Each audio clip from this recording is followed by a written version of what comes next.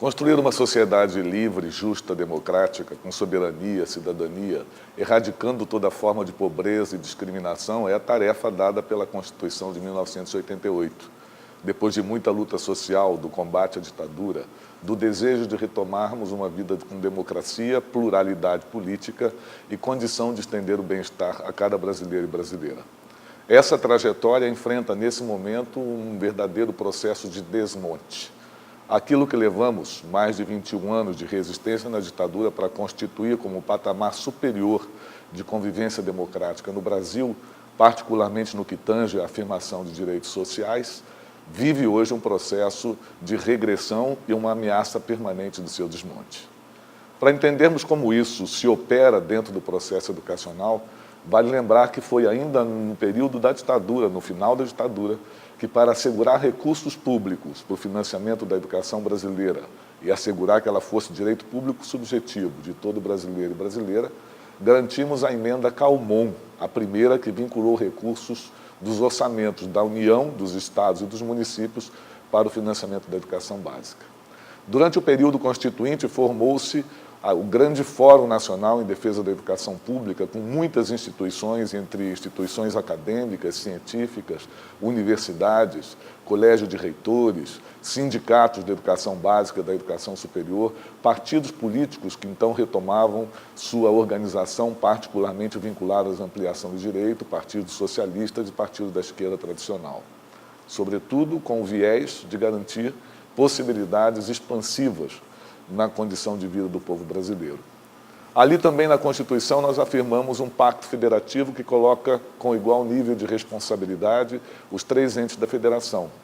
O Brasil não é um país centralizado, é um país em que temos municípios, estados, com a chamada autonomia federativa, com capacidade tributária, com capacidade legislativa para cumprir com as suas obrigações frente aos direitos sociais que foram se instituindo. Não é por acaso que falamos de uma Constituição cidadã. Se, por um lado, na área da saúde, que é um grande desafio ainda presente para a população brasileira, se conformou um sistema único de saúde com regulação firme e com muito detalhamento sobre a responsabilidade de cada esfera da administração, essa situação, no caso da educação, não se deu com tanta nitidez, tendo em vista a tradição brasileira de descentralização da oferta. Vale lembrar que, desde o Império, a educação primária não era competência da coroa, era dedicada às aulas régias, que hoje corresponderiam à pauta municipal. Não foi por acaso que nos anos de regressão econômica, como da era do neoliberalismo dos anos 80 e 90, ficava à moda afirmar a municipalização da educação, sem que a isso correspondesse a transferência de fundos constitucionais suficientes para garantir educação universal, laica, gratuita, de qualidade para todos e para todas, com valorização profissional dos profissionais da educação, com os princípios do pluralismo de ideias e de metodologias, com as condições do conhecimento científico estar rigorosamente presente na realização das atividades pedagógicas, seja da educação do ensino fundamental, seja no ensino médio, como se propunha no texto constitucional da educação obrigatória. De 2002 para cá, nós demos avanços muito significativos na conformação deste pacto federativo. Vamos lembrar que a primeira reforma constitucional que ocorreu sobre o capítulo da educação na Constituição Federal de 1988 foi a emenda número 14, a que criou o antigo Fundef, Fundo de Manutenção e Desenvolvimento do Ensino Fundamental e Valorização do Magistério. Não sem luta, sempre foi motivo de muita luta. Tanto das gestões municipais avançadas, que garantiam direitos, sobretudo aquelas à esquerda, que praticavam inovações, expandiam sua oferta de ensino fundamental em concorrência com os estados, seja o reforço que se deu com a política de municipalização posterior, colocando, portanto, na berlinda uma capacidade de financiamento de serviços cada vez mais qualificados e à altura da expansão que se apresentava. O Fundef representou um marco importante na afirmação de responsabilidades estaduais e federal em relação à garantia do ensino fundamental, quando propôs a repartição das responsabilidades de financiamento a partir da capacidade financeira de cada um dos entes federados, reservando uma parte de recursos para o ensino fundamental. Essa lógica, entretanto, baseada no número de matrículas entre Estado e município, não resolveu todos os temas de expansão da oferta e de garantia do direito. O passo seguinte, sobretudo nas populações urbanas, era assegurar não apenas a expansão da educação infantil, com a oferta de creche e pré-escola, da educação de jovens e adultos, e o processo de urbanização, industrialização e modernização econômica exigiam, e exigem ainda hoje, a expansão até o ensino médio. Sem falar que o compromisso feito em 1996 do piso salarial profissional do magistério na Conferência Nacional de Educação para Todos não foi honrado pelo presidente Fernando Henrique na emenda do Fundef, que deixou de fora a pauta do piso salarial profissional. Logo que começamos o governo democrático e popular do presidente Lula, esta pauta retornou, exatamente para cumprir o Pacto Nacional firmado já no ano de 2001, não cumprido pelo projeto do Fernando Henrique Cardoso, mas que estava rigorosamente na ordem do dia. Foi aí que retomamos toda uma pauta progressiva que tinha ficado estacionada na Constituição de 1988 e não alcançou substantivos avanços no período posterior. Vamos lembrar que se incidiu também a DRU, a desvinculação das receitas da União, desde o período de Fernando Henrique, tomando 30% dos recursos das 3 esferas de governo para efeito do financiamento de políticas que tinham vinculação constitucional no orçamento. Esse conjunto de situação começa a ser invertido quando nós tivemos a decisão do presidente Lula de colocar em marcha uma política alternando as condições objetivas de promoção e garantia do direito a partir das capacidades federais, como sendo a entidade da federação responsável por coordenar políticas públicas de âmbito geral, entre elas as políticas de educação. Vivemos tempos, portanto, de avanços muito significativos e, particularmente, a partir da primeira Conferência Nacional de Educação, a CONAE, que nasceu como CONEB, Conferência Nacional de Educação Básica, esses passos se consolidaram na instituição da Emenda Constitucional número 53. Essa Emenda 53 instituiu, então, o Fundeb. O Fundeb deu conta de multiplicar em 4,5 vezes a participação da União no financiamento das matrículas da educação básica, incluindo a educação infantil, todas as modalidades de educação do campo e educação especial, a interação com políticas de inclusão que apontavam para mais tempo na escola, para a escola de tempo integral, e uma diferenciação de valores repartidos entre a União, estados e municípios que apontava mais de 14 variáveis de custo aluno anual para cada uma das ofertas que se apontavam. Nesse mesmo período, também vivemos uma expansão substantiva da capacidade da Receita Federal, por um lado, como também com o aumento do consumo interno, do poder de compra dos salários, da massa salarial no conjunto da economia, do PIB e do desenvolvimento local, a incorporação de mais receitas no âmbito dos estados e dos municípios, particularmente a receita que mais cresceu, o ICMS, que é a Receita Estadual, que responde por mais de 60% do financiamento das políticas públicas universais de educação e de saúde. A instituição do Fundeb,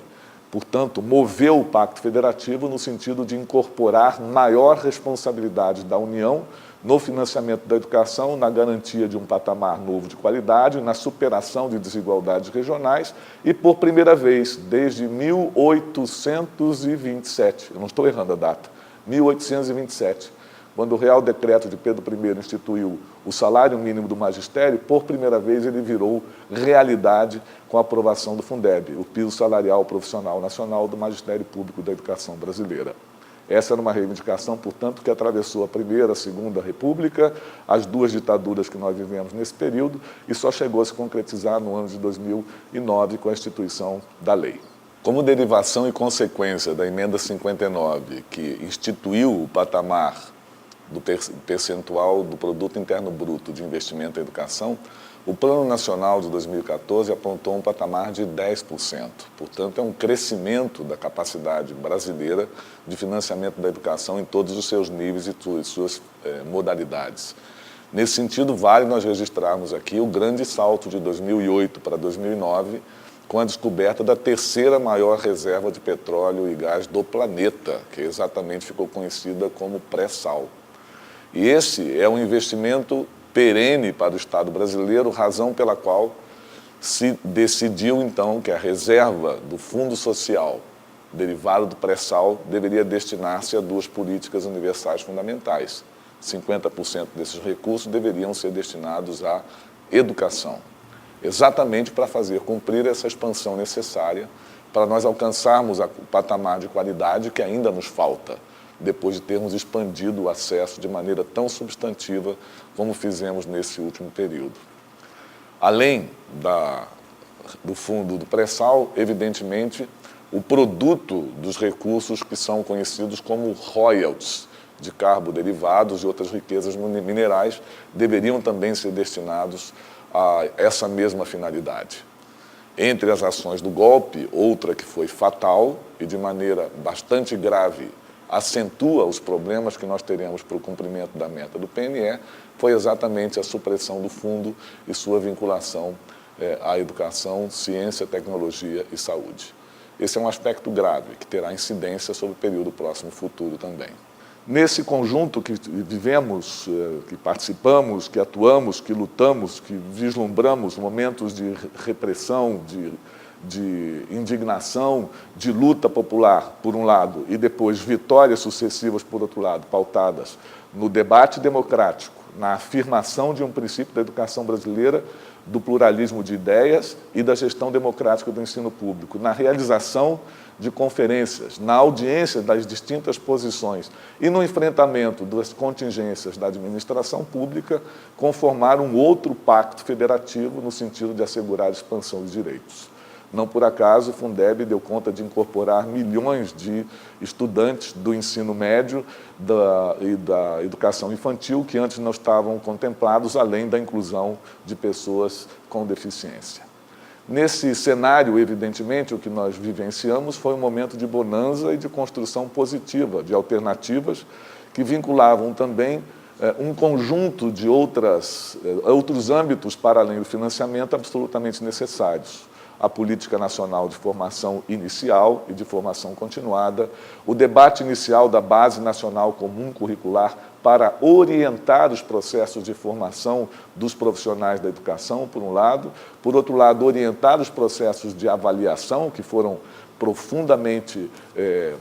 expandidos nesse período, com qualidade, com debate, com diálogo, como, ao mesmo tempo, também apontar, a partir da Base Nacional Comum Curricular, a conformação de um Sistema Nacional de Educação no Brasil, prometido nos anos 30 e que jamais se consolidou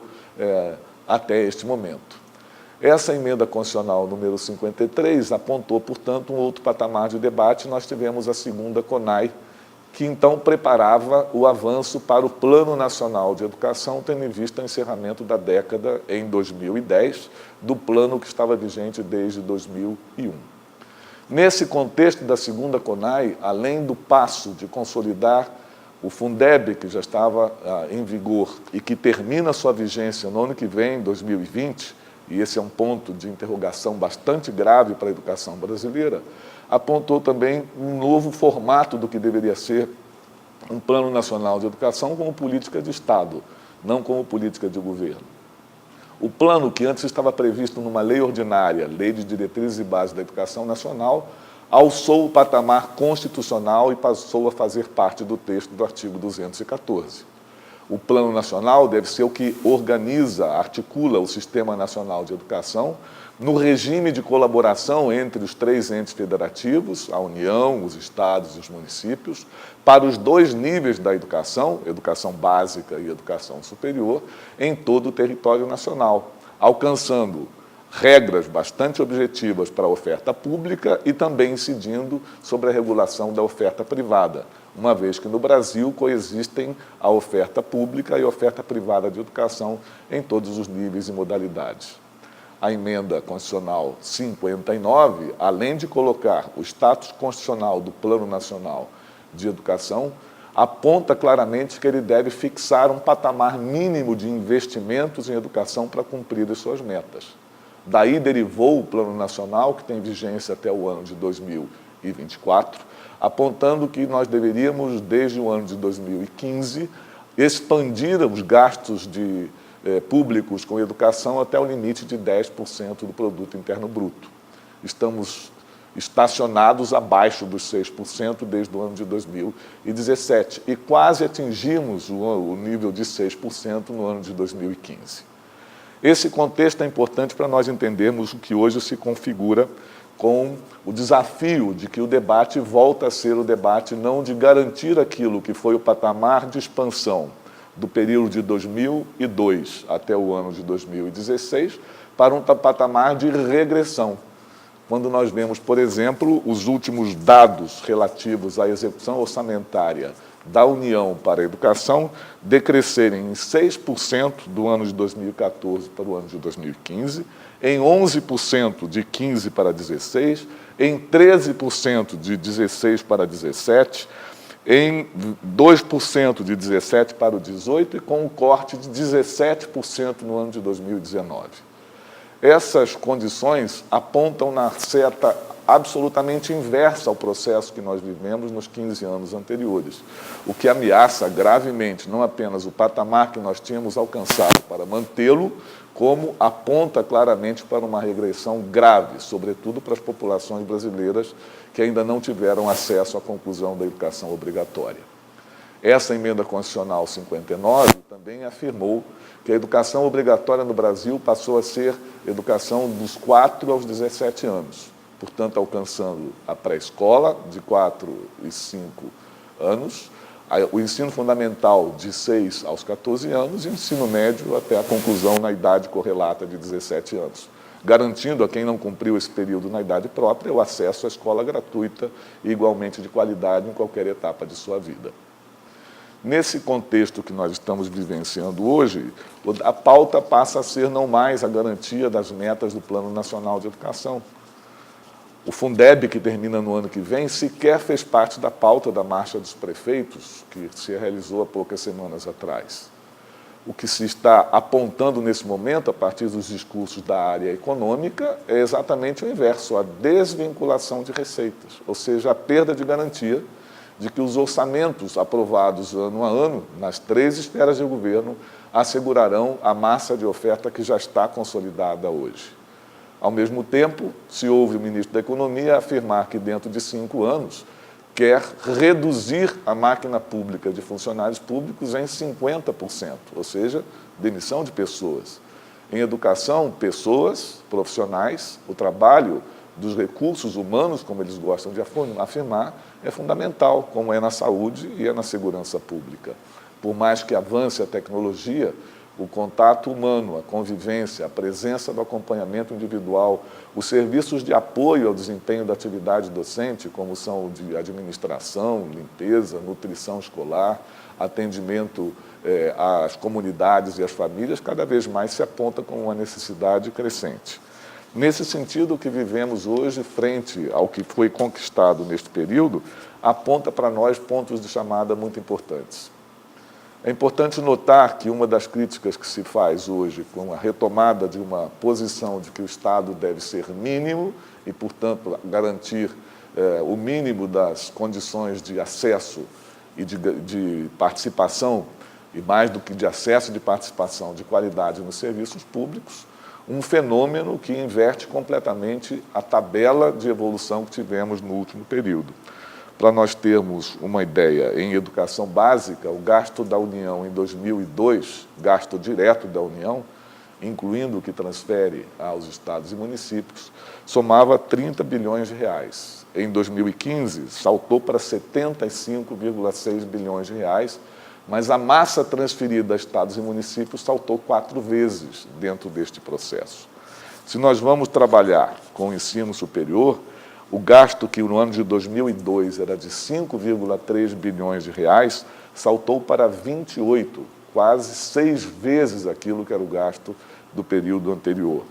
Se vamos para a educação técnica, tecnológica, tão fundamental para a disputa dos novos postos de trabalho com qualidade, nós saltamos de 1,7 bilhão em 2002 para 5 bilhões no ano de 2015. E se falamos de acesso ao ensino superior privado, que no Brasil ainda responde por quase 70% das matrículas, embora tenhamos realizado a maior expansão do ensino superior e tecnológico já vista na nossa história recente, saiu de 1,1 bilhão para 13,9 no ano de 2015. Esses números apontaram, portanto, uma firme disposição de garantir o Pacto Federativo cumprindo os princípios da República Federativa do Brasil. A superação das desigualdades, a cidadania ampliada, o combate a toda forma de discriminação, por isso políticas inclusivas, um pacto federativo em que o regime de colaboração entre os três entes se aponta para uma composição das suas capacidades financeiras de maneira a equilibrar a condição de oferta da educação no país. Esse cenário apontou para nós, evidentemente, conquistas muito importantes e, nesse momento, nos assusta que a pauta, em lugar de ser o cumprimento das metas do PNE, que nem aparece citado na mensagem do governo Bolsonaro ao Congresso Nacional, vire a redução de pauta a aspectos como gestão militar da educação básica, considerada estratégica pelo atual governo, ou debate em torno da escolarização doméstica, da educação doméstica substituindo a escola, o que eles estão chamando de homeschooling, ou educação familiar. É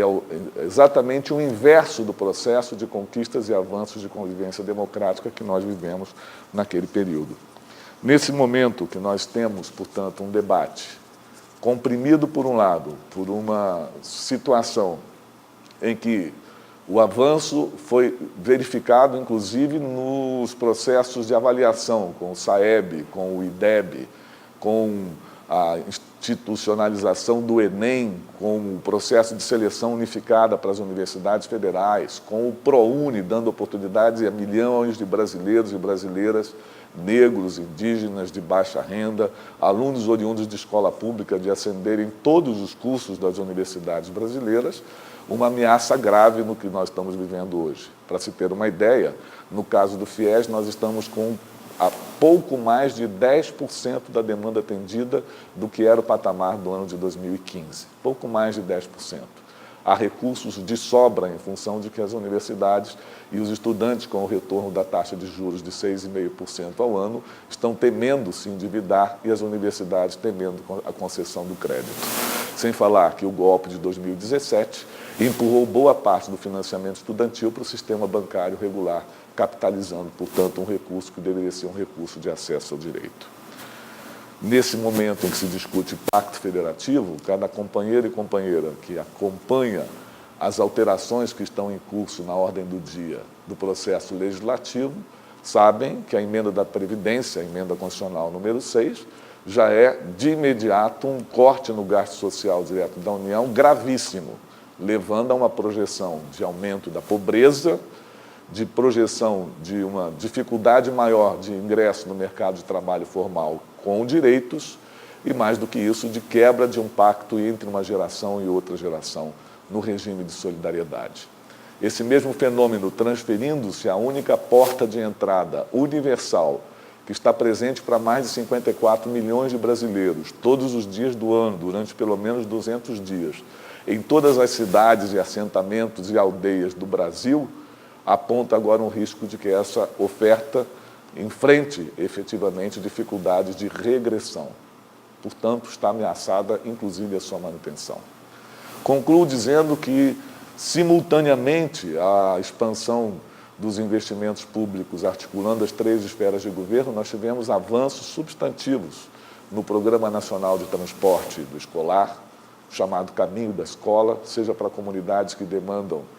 comunidades ribeirinhas, barcos, seja para comunidades urbanas que demandavam bicicletas, seja para comunidades rurais ou bairros de periferia que demandavam ônibus. Até o programa de aquisição de alimentos da agricultura familiar para sustentar a nutrição escolar de maneira qualificada, que, ao mesmo tempo que beneficiava as crianças dos serviços educacionais de todos os municípios, também associava-se à produção local da agricultura familiar, até a expansão do programa de livro didático, alcançando todos os componentes curriculares, desde o ensino fundamental até a conclusão do ensino médio. Esse universo de coisas está ameaçado, evidentemente, por uma ausência completa de proposta que seja uma proposta respeitadora da universalidade do direito, da garantia do pluralismo de ideias e de convivência pacífica, do aprofundamento do acesso ao conhecimento científico, de promoção da soberania nacional. Um dos primeiros programas vitimados pelo golpe foi exatamente o Ciência Sem Fronteira. Não por acaso, ele representava uma oportunidade ímpar, invejada do ponto de vista até de países europeus, para estudantes brasileiros de alto talento e desempenho, junto às suas universidades, poderem interagir com o que há de mais avançado na pesquisa científica do mundo. Esse quadro de retrocesso encontrará da nossa parte, sem dúvida nenhuma, em primeiro lugar, um diagnóstico muito preciso.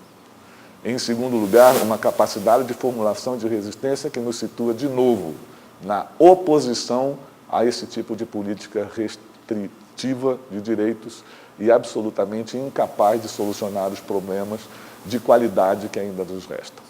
E, por último, de apontar de maneira muito decisiva a mobilização social, por um lado, a capacidade formuladora, por outro lado, e a ação integrada do movimento social, parlamentos no âmbito municipal, estadual e federal, e também de gestores e gestoras comprometidos com a garantia do direito de políticas públicas universais de qualidade,